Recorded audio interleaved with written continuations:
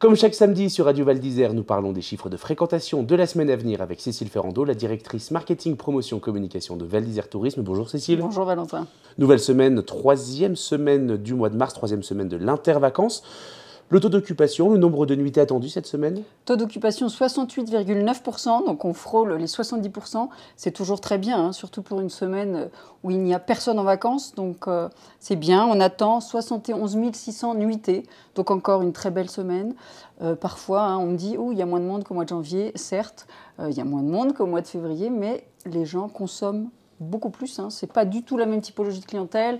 On le dit souvent, quantité n'égale pas toujours qualité, mais voilà, là j'ai des retours de socioprofessionnels qui sont vraiment très satisfaits de la qualité de cette clientèle.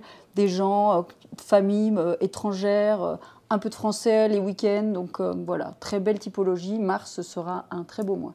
J'avais envie de revenir avec vous cette semaine sur les partenaires de Val d'Isère Tourisme. Alors les partenaires, bien sûr, tous les socioprofessionnels de la station sont partenaires, hein, évidemment, de Val d'Isère Tourisme.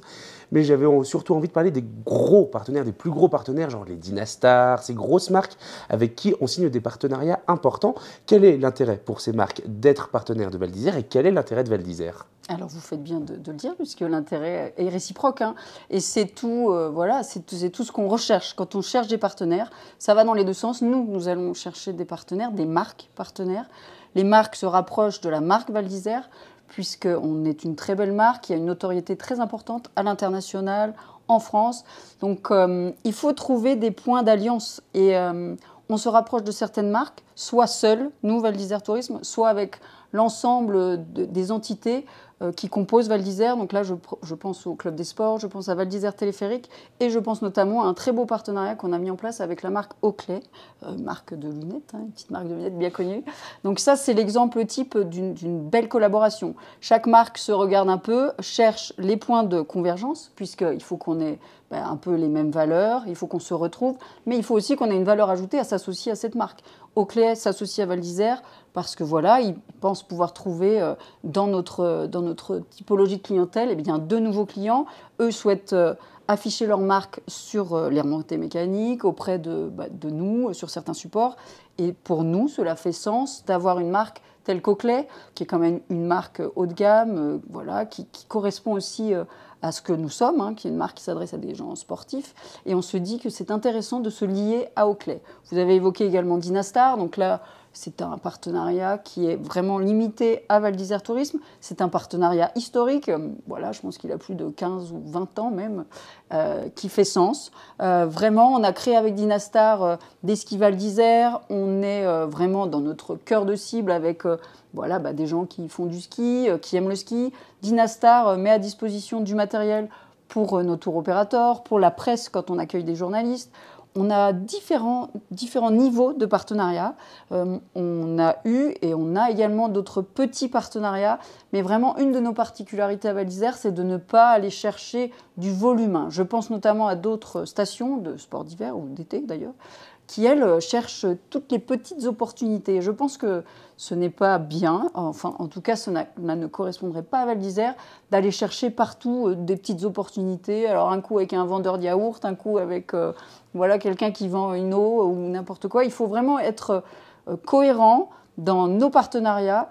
C'est important pour la marque Val d'Isère, c'est important pour l'image qu'on renvoie. On ne veut pas devenir non plus un panneau publicitaire pour des grandes marques automobiles, hein. Après, on ne contrôle pas tout. Il est vrai que certains socioprofessionnels à Val d'Isère s'associent avec des marques. Et voilà, chacun fait comme il le veut, on le voit, hein. Certains hôteliers sont associés avec des grandes marques automobiles. Ok, mais attention toujours à l'image qu'on renvoie auprès de nos clients. Il ne faut pas qu'ils aient l'impression d'arriver dans un showroom permanent. Ça peut être le cas dans certaines stations. Je pense qu'il faut que nous, on conserve notre authenticité. Les clients aiment également le fait de se promener dans le village et de ne pas être agressés voilà, par beaucoup de publicité. Là, justement, on va parler du règlement local de publicité qui a été mis en place, hein, vous vous en approchez. Voilà, je m'en approche. Donc, il y a effectivement un règlement local de publicité qui est mis en place. Mais ça, c'est piloté par la mairie. C'est quelque chose qui est établi sur le territoire national, hein. C'est toute la France, toutes les communes qui doivent respecter cela. Ce n'est pas toujours le cas. Il est vrai que là, il va y avoir de plus en plus de contrôle. Alors, interdiction d'avoir des panneaux lumineux, interdiction d'avoir une certaine taille, l'interdiction d'avoir des kakémonos parfois qui volent au vent.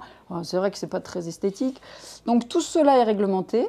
Nous, à Val d'Isère, on a également une particularité qui est très intéressante, je trouve, qui a été mise en place il y a longtemps. C'est dans le respect de certaines matières pour les enseignes notamment. Parce que vous le voyez, quand parfois vous vous promenez dans certains villages de France ou d'ailleurs, eh bien vous voyez que tout est disparate. Chacun fait des affiches ou des enseignes en tout cas très disparates, très agressives. À Val d'Isère, lorsque vous avez un commerce, vous êtes obligé de vous référer à un guide qui impose en fait aux personnes qui ont des commerces de respecter l'utilisation du bois ou de métal. Donc tout cela participe à l'image qu'ont les gens de notre destination. Donc ça, c'est très intéressant.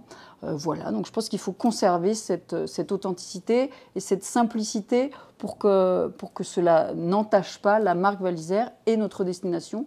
Et puis pour que tout un chacun, toutes les personnes qui se promènent dans le village, continuent à le trouver beau, authentique et agréable.